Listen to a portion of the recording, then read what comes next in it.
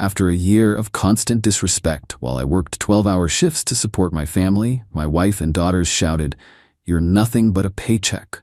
We hate living with you. You're dead to us." I left the house that night. Then I stopped paying for their designer clothes and blocked their credit cards. Now, they are apologizing and begging me to return. I'm Austin, 48 male. For the past year, maybe longer if I'm honest with myself, things at home have been rough. I work a demanding job. 12-hour shifts are common, sometimes more. It's stressful, but it paid the bills. More than paid them, actually. My wife, Gloria, 46, hasn't worked since our eldest, Marie, 20, was born. Our younger daughter, Teresa, 18, just started college. Or was supposed to be, focusing on her studies, not her social calendar, which seemed to be her main priority.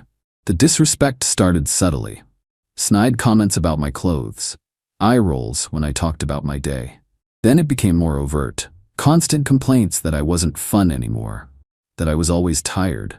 That I didn't buy them enough.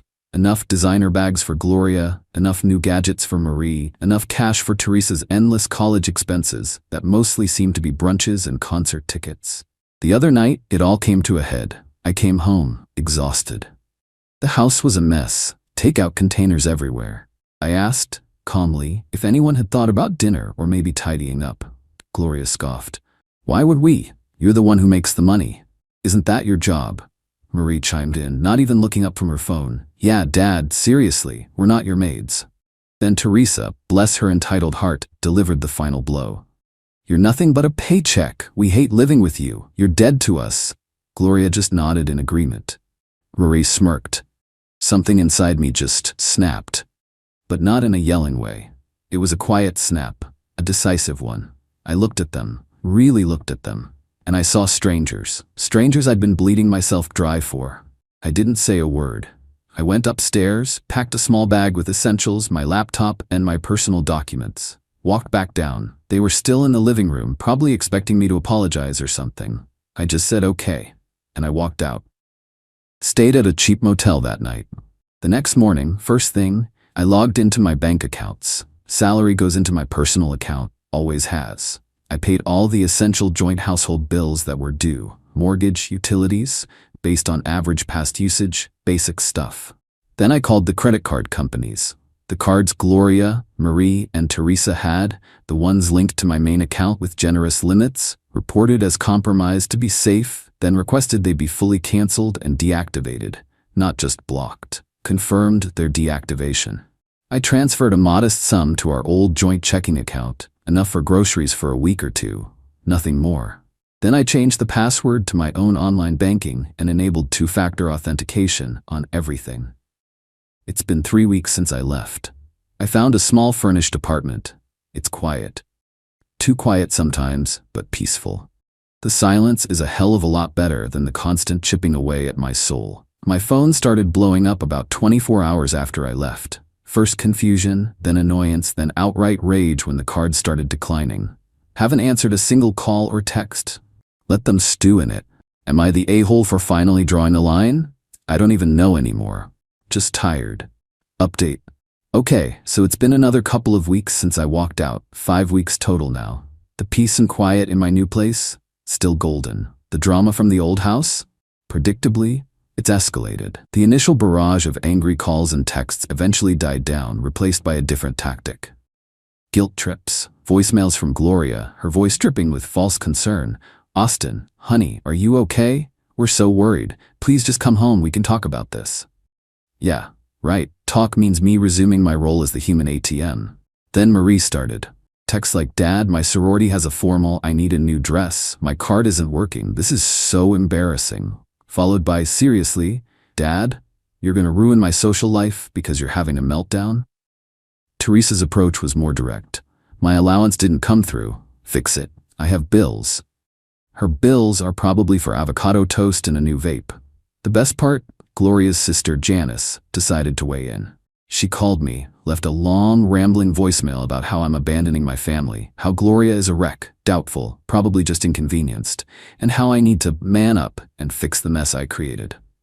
Apparently, me expecting basic human decency and not wanting to be treated like a walking wallet is me creating a mess. Good to know. I continued to pay the mortgage and the budgeted amount for essential utilities on the house directly from my account. I'm not a monster. I don't want them on the street. But the gravy train? Derailed. Permanently. A few days ago, Gloria managed to get a new credit card in her own name, or tried to. Surprise! With no income of her own for 2 decades, her credit score is probably in the toilet. She must have found out the hard way because the tone of her messages shifted again. Now it's demands. You will reactivate my cards. You will transfer my allowance. Lol. Her allowance. The audacity. Marie tried a different angle. She showed up at my office. My workplace has decent security, so she didn't get past the lobby. My colleague, a good guy named Noah, called me to say a very upset young woman was demanding to see me. I told him to tell her I was in a meeting and unavailable. She apparently caused a bit of a scene, crying about how her father abandoned her and she couldn't afford her tuition, which I'd already paid directly to the college for the current semester for both girls. Security eventually escorted her out. A little embarrassing for me, but also validating. Her behavior just confirmed I made the right call. The most recent development, I got a letter from a lawyer. Not a scary official one. Just a vaguely threatening letter, drafted by what looks like a bottom-feeder attorney Gloria must have found. It hinted at financial abandonment and spousal support and blah blah blah. My own lawyer, who I consulted the week I left, had a good chuckle over it. He said it's mostly bluster at this stage. I've been documenting everything. Every disrespectful text, every entitled demand, every voicemail, just in case. The quiet in my apartment feels less like loneliness and more like freedom every day. Still moments of sadness, of course. Decades of my life were tied up with them. But the constant knot in my stomach? Gone. They really thought I was just a machine that spits out cash. Time for a system update, I guess. Update. Alright, buckle up, because the Entitlement Express has officially gone off the rails and crashed into a dumpster fire. Things have escalated. It's now 8 weeks since I left.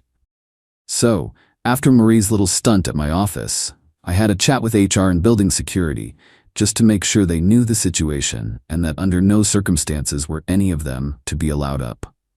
They were very understanding. Gloria, after her lawyer's letter didn't magically make money appear, apparently tried a new tactic. About a week ago, I noticed on my old credit card statements, the ones now fully closed, several declined transaction attempts from high-end department store websites. They were actually trying the old canceled card numbers. Just got a transaction denied notification from the closed account's history. Pathetic and a little alarming, they'd even try. Good thing those cards are truly dead. Just shows their desperation. Then came the utilities. Remember how I said I was paying the budgeted amount for essentials? Well, with me not there to nag them about turning off lights or not running the AC at full blast 24/7, their electricity bill skyrocketed. The water bill too. I got a notification that the auto payment for the electricity bill was declined because the total bill exceeded the pre-authorized budgeted limit I'd set for that specific utility payment. The calls started again. This time, panicked. Gloria, Austin, the power company is threatening to cut us off. You have to pay this. Me? Via text, keeping it brief. The agreed budget was paid. Overages are your responsibility.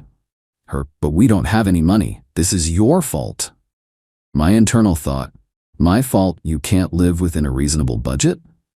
Interesting. Marie and Teresa apparently decided to help. I found out from a former neighbor, who I still chat with occasionally, that they tried to have a yard sale. Selling, wait for it, my old tools, my golf clubs, and some of my clothes I'd left behind in the main closet. My neighbor, bless her, actually called me when she saw it happening. I immediately called my lawyer. He drafted a cease and desist letter so fast it made my head spin. Sent it via courier to the house. The sale stopped pretty quick after that. Some of my stuff was already gone, apparently sold for pennies on the dollar. Infuriating. But also kind of pathetic on their part. Gloria's sister Janice resurfaced. This time she ambushed me at a coffee shop I frequent near my new place. How she found out I go there I have no idea, probably got it from Gloria. Janice. Austin, this has gone on long enough. You're tearing your family apart. Gloria is selling her jewelry to buy groceries. Me? Good. Maybe she'll learn the value of money. You're being cruel. They are your family. They defined our relationship pretty clearly.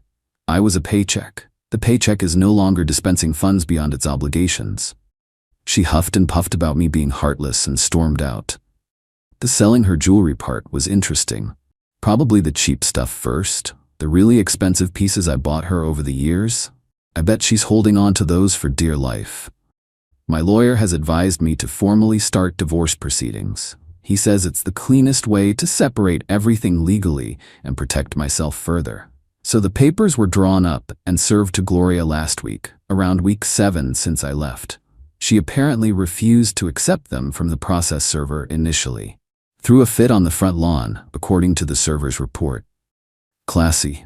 My lawyer also included a formal notice stating that since the house is my sole premarital property, they would have 60 days from the date of that notice to vacate, as I intend to sell it.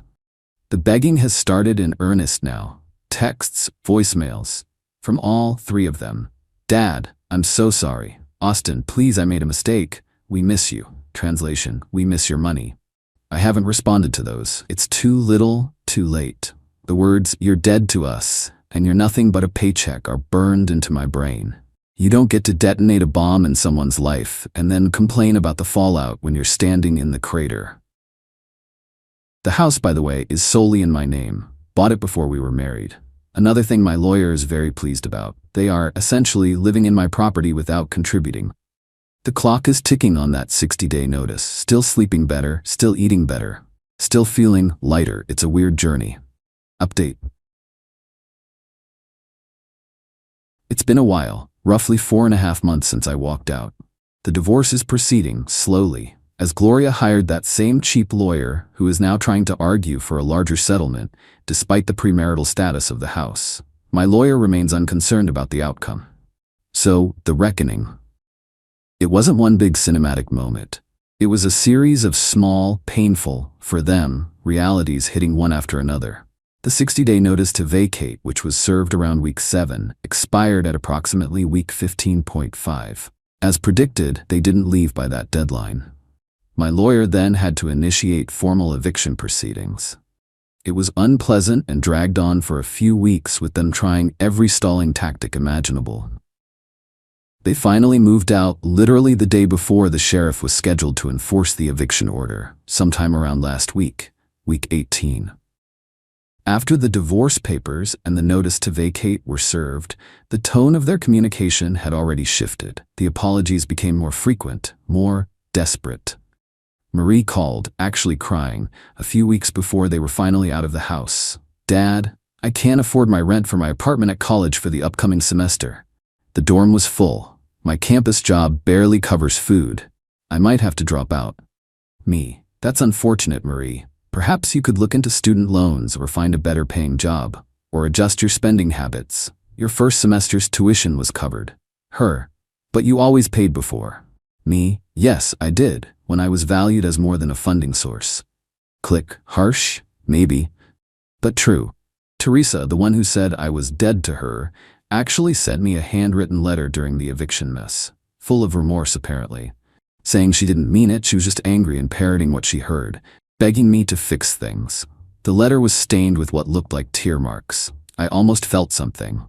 Almost. Then I remembered her sneer as she said those words.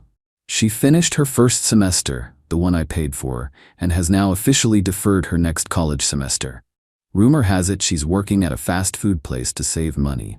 Gloria's big moment of full realization probably came watching the movers take her things out of my house. Her calls during the eviction process were nuclear. Screaming, crying, threatening. Gloria, you can't kick us out. This is our home. Where will we go? Gloria, you had over 2 months' notice plus the time the eviction process took. You could get a job. Marie and Teresa are adults, they can contribute, or you can find a smaller, more affordable place with the settlement money I've offered. A job, after all these years I dedicated to you and the girls? The girls who said I was dead to them? The wife who agreed? My contributions were clear. Yours became less so. She then went on about how Janice, her sister, said I was a monster and how all her friends pitied her. Your friends who enjoyed the dinners and parties funded by the paycheck? I didn't say it out loud, but I thought it. The fallout. The house. It's finally empty. I had to change the locks and get it professionally cleaned. It was a mess. It's now on the market. Gloria and Teresa moved in with Janice, cramped, I hear. Marie is trying to make a go of it near her college. Meh is still struggling with rent and likely couch surfing or in a very cheap shared place. The money. The settlement I offered is still on the table, placed in escrow. Gloria is still fighting for more through her lawyer, but their arguments are weak given the circumstances. The designer clothes and bags? I saw more of them listed on a high-end consignment site. Not getting what they paid for them, I'm sure. The daughters. Marie apparently did have to take out student loans for her current semester and is working 2 part-time jobs. She looks stressed in the one photo I saw of her on social media. A friend of a friend shared it. Teresa, having deferred, is indeed working full-time at that fast food place. A far cry from her brunches and concerts lifestyle. The revenge here isn't some grand scheme. It's simply the implementation of boundaries and the natural consequences of their actions. They devalued me, treated me as a utility. So I turned off the service. Do I feel good? Not good in a gleeful, fist-pumping way. There's a deep sadness that this is what my family became. But I feel justified. And I feel a profound sense of relief. The constant tension, the walking on eggshells, the feeling of being perpetually used, it's gone. My little apartment feels like a sanctuary. I'm reconnecting with old friends, focusing on my health. Even started a hobby I'd long neglected. I'm still working my shifts, but they don't feel as soul-crushing now that I know the money I earn is for my future, my peace. Sometimes I get a random text. "I miss you, Dad," from Marie late one night, or an email from Gloria detailing her woes. I don't respond. The Austin ATM is permanently closed. They made their choices. They shouted their feelings from the rooftops. Actions have consequences. They're learning that the hard way. Maybe one day, years from now, a different kind of relationship might be possible with my daughters. A repaired one, built on something real. But with Gloria? No. That chapter is closed, locked, and the key thrown away. For now, I'm just focusing on moving forward. One quiet, peaceful day at a time. They wanted me dead to them. Well, the part of me that existed solely to fund their lifestyle is certainly gone. Be careful what you wish for.